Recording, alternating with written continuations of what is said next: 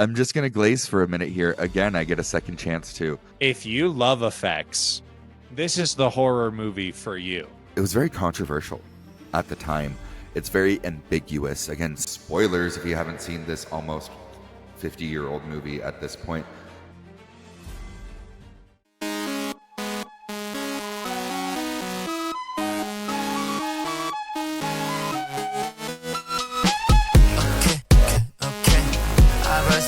Then I sip, drink. It's pearly white, ain't like the same.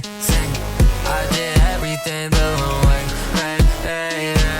And now I'm fighting off this play. Hello, everyone. Welcome to the channel. We are your Back-Asswards boys. I'm Kyle. I'm Arden, and this week we watched the 1982 version of The Thing. And tonight we are going to be putting it up against the internet's most scientifically accurate horror movie ranking scale. Hold on to your asses, because things are about to get backwards. Things! Oh my god! The Thing! And things are going to get backwards. That's amazing. I love that. Wow.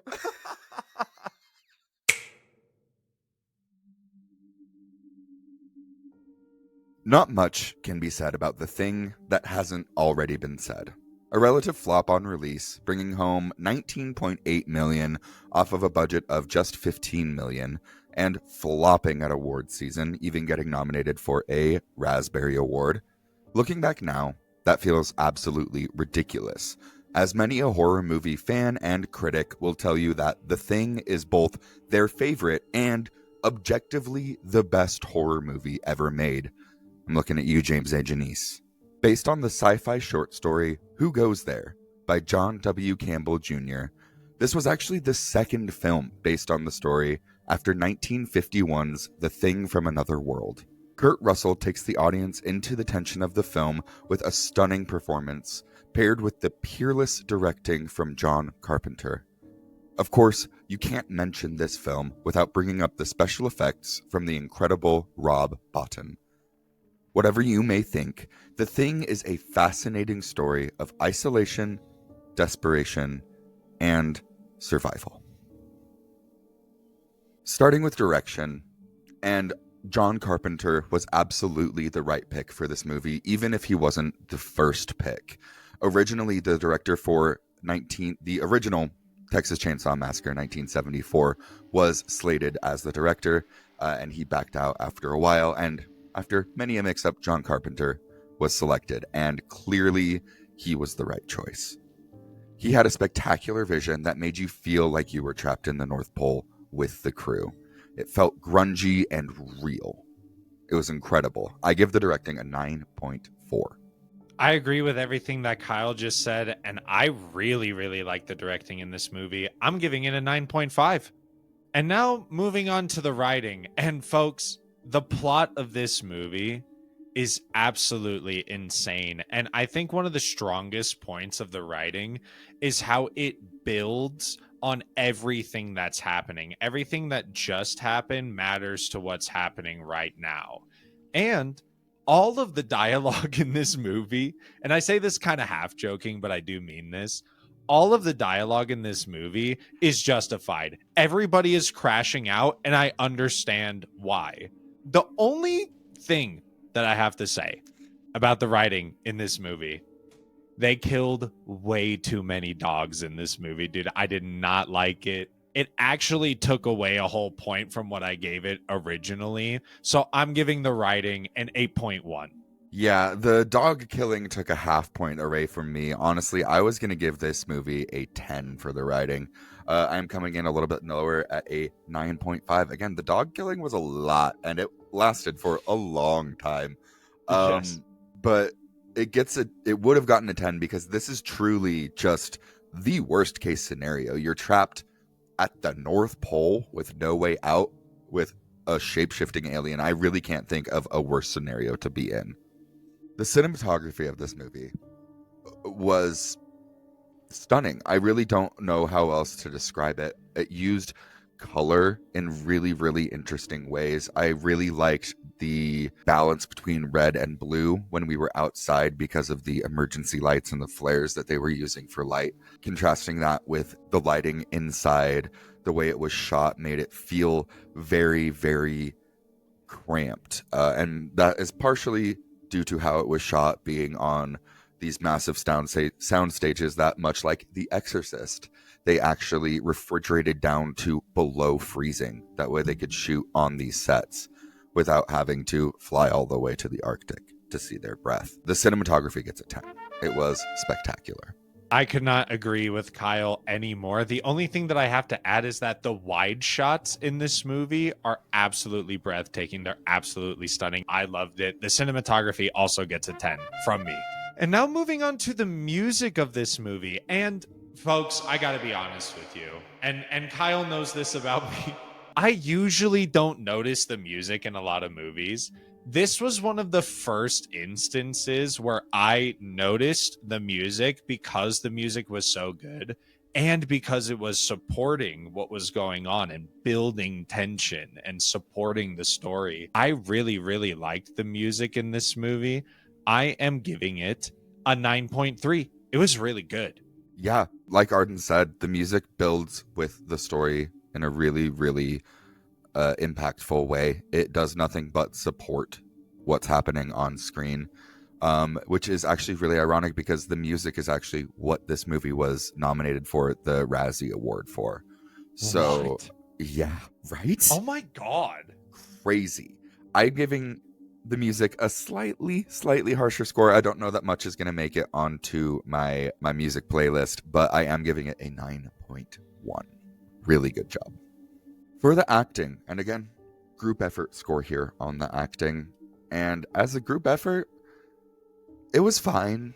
There were a lot of really good moments. There were a lot of okay moments. This is an ensemble movie. And despite being an ensemble movie, I really didn't come away knowing many of the characters' names by the end. So that's a little bit of a bar that they didn't clear. And because of that, I'm giving the acting an 8.8. Yeah, basically, in my opinion, nobody was bad, but nobody was like, wow, that was incredible. So I'm coming in a little lower. I'm giving the acting an 8.1. And now moving on to the effects, which I have to say, folks, if you love effects, this is the horror movie for you. There are so many practical effects in this movie. Probably, actually, easily some of the best practical effects I've ever seen, that we've ever seen in any horror movie or any movie ever. They're so disturbing and they jump scare you. Like, there's so much going on with the effects in this movie. They're so good. I'm giving them a 9.2. Excellent work. I can't glaze the effects in this movie enough, honestly.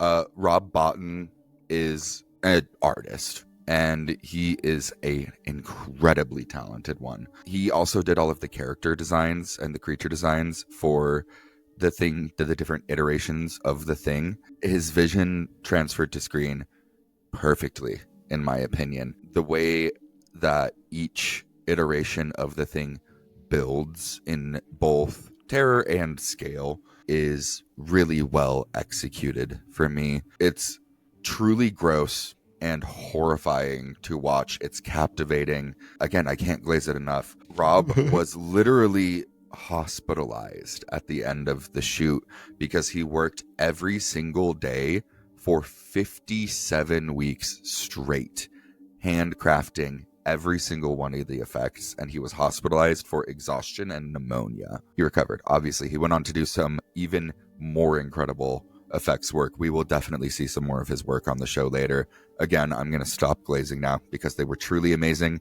10 out of 10 on the effects. 11 out of 10 if I could. They were really good. And the vibe of the movie was also really, really good. Again, I've said it a couple of times now, I think, but you really do feel like you're in the North Pole with these guys. It's just so tight. There's no wasted room. There's not a single wasted shot in this movie. Everything is building towards the mystery, and it's immaculate. 10 out of 10. The vibe really is, for me, the best part of this film, and it's what really sells this film. And I actually think that it is the component of the film that accentuates everything else around it, which is probably bringing up everything else's score on our scale, right? So absolutely perfect. Vibes are immaculate. 10 out of 10 for me as well.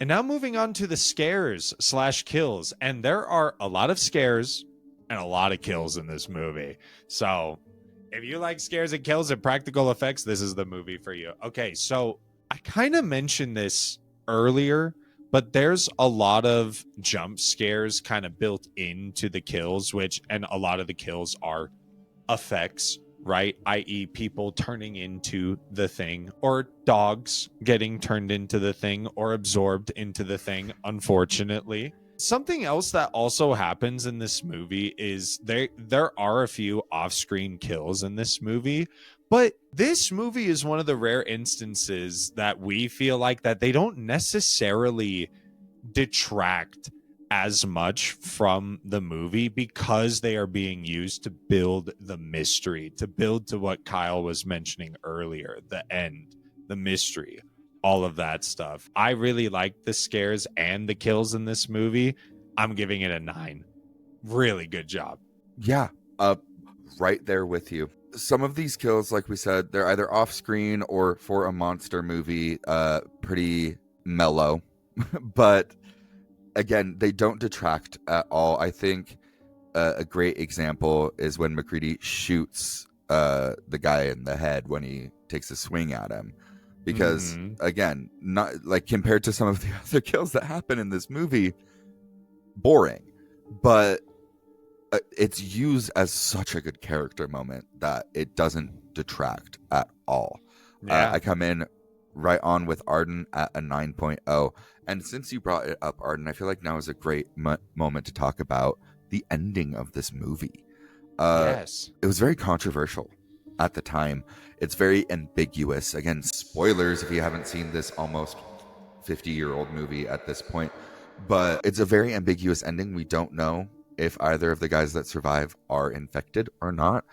And people didn't like that. The studio made them add in a scream from the thing in the big final explosion at the end to make people think that there's a chance that the thing did die and that they were both human and that they did make it out.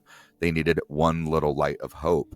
But I think not having that light works better, honestly. I think the ending of this movie is iconic.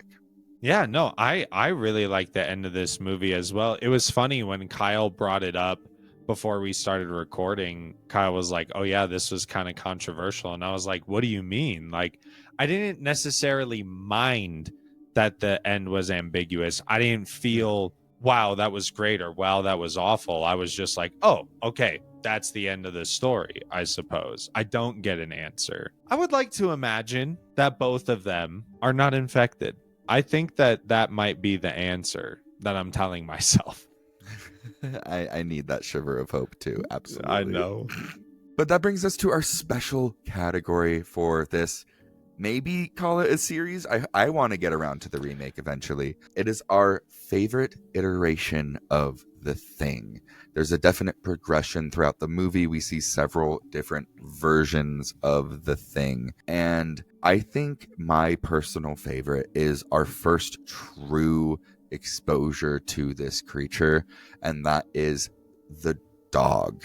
Very specifically, again, that first moment when the dog's face rips open, it feels like someone slaps you in the face almost, the way it just like shifts the tone of the movie, and then it just doesn't stop for like the next 4 minutes of the movie. It just keeps expanding and getting more and more horrifying. It's amazing. 9.7. Oh my God. I wish I could say that I couldn't agree more, but because that is a really good one. That was the contender for my other one. But Mhm. I am gonna go with the CPR scene where they're trying to revive that guy. I forget the character's name, but then his stomach turns into a mouth and bites the doctor's hands off. I was like, whoa. And then I think that's the one that turns into the spider head, which Yes. is also really awesome. And so I really liked the CPR scene. That was my favorite iteration of the thing, and I'm giving that a 9.6. It was so effective. No, it was so good. And again, movie fun fact, because I do love this movie so much. They cast a double amputee as a stand-in for the doctor in that scene. So when he goes through the chest and pulls back and the arms rip off, that's practical. Every single effect in this movie is practical. And John Carpenter had the actor wear a mask of the doctor's face so that they could do a wide angle shot and show the whole body as he stumbles back. And man, is it impactful. Oh, it's so good. And now, folks, it is time for our awards tonight. And we are going to be giving out 2 awards tonight, the Best Performance and Best Effect Award. And as always, we will be starting with our Best Performance Award. And honestly, if you've watched this movie, I think you need look no farther than the main character of this movie, Kurt Russell. He did an incredible job of playing the lead in this movie. I really appreciated that he had a very consistent and level-headed energy for most of the movie. You know, he kind of, but even his character progression, I felt like was performed really well. He definitely made me, and as an audience member, believe that he was a human the whole time. I loved him. So he gets our Best Performance Award tonight. And for Best Effect, maybe I shouldn't be presenting this one because I'm just going to glaze for a minute here. Again, I get a second chance to. You could honestly throw a dart at the wall with this one and just pick an effect, because while some of them may be dated in Arden's opinion, I think that even the dated aspects work, because the whole movie's a little dated. But it really came down to the spider head immediately after the CPR scene. Honestly, from the moment that the head like falls back on the table, that effect is absolutely my favorite in the whole movie. From like the ripping wires as the head comes off, to the tongue shooting out, and then the legs popping out, and the absolute insanity of not one person in the room noticing that happening. Incredible. Best effect goes to the spider head. And that brings us to our final scores. So we're going to go do some math, and we'll be right back. 5 hours later. And we're back. Woo! And we have done the math, and we have now our final scores for you. Kyle, I went first last week. Would you like to bring us in this week? I guess it is me this week. I came in at a 9.5. And I came in at a 9.2, which makes our back assward score for 1982's The Thing a 9.35. Which, when you compare this to IMDb at an 8.2 and Rotten Tomatoes at an 85%, we're coming in pretty high. Like Coming in almost a pretty whole hot. point above. In our defense, this movie really sits in our wheelhouse with those practical effects, man. I feel really good about where that landed. And if you have been following our scores on the channel, then you would know that that puts the 1982 version of The Thing at a 9.35, which puts it in between The Exorcist at a 9.45 and The Shining, the video we released last week, at a 9.0. Yeah, I think that's right where it should be for now, especially. Thanks for watching this review, everyone.